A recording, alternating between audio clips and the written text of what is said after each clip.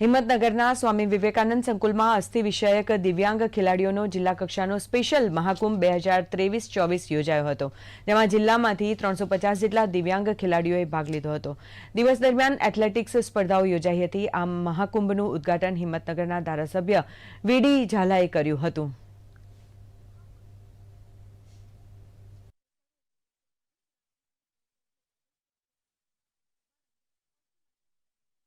आठ रमतों है कुल 100 मीटर दौड़, लांबी कूद, ऊंची कूद, ट्राइसिकल व्हीलचेर रेस, लांबी बाला फेंक, चक्र फेंक, घोड़ा फेंक।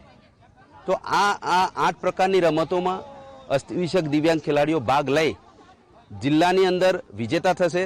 तो प्रथम नंबरना विजेताने 5000 पुरस्कार मळशे, द्वितीय नंबरना खिलाड़ीने 3000, तृतीय नंबरना खिलाड़ीने 2000।